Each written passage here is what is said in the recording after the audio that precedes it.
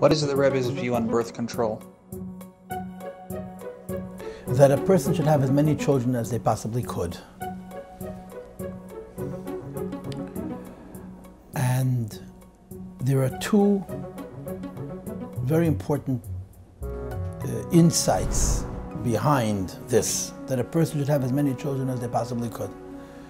The first is that, as the Gemara says, that when you bring children into this world, you bring Mashiach closer, because Mashiach comes when all the neshamas that are in the Eitzar neshamas are brought into this world. And the second, and this I think is very, very important, that children are a bracha.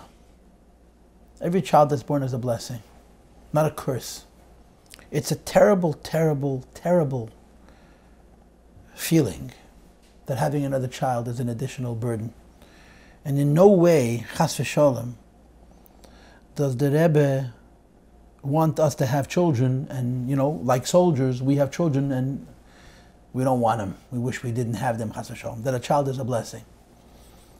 And part of the Rebbe's position on birth control, which is how the question was asked, is that we should appreciate that our children are a blessing and not any other way.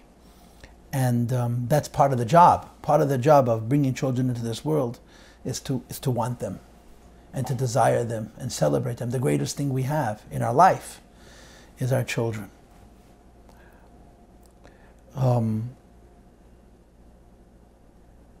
It's self-understood that this question is charged. What is the Rebbe's position on birth control? There's actually two different questions. What's the Rebbe's position on birth control? And what's the Rebbe's position on family planning? They are not necessarily exactly the same.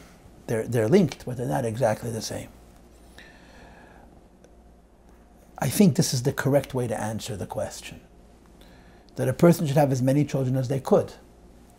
And that means that those children should breathe for them a bracha. And people should never feel like bringing another child into this world is a punishment or an act of torture or something that they have to do against their will.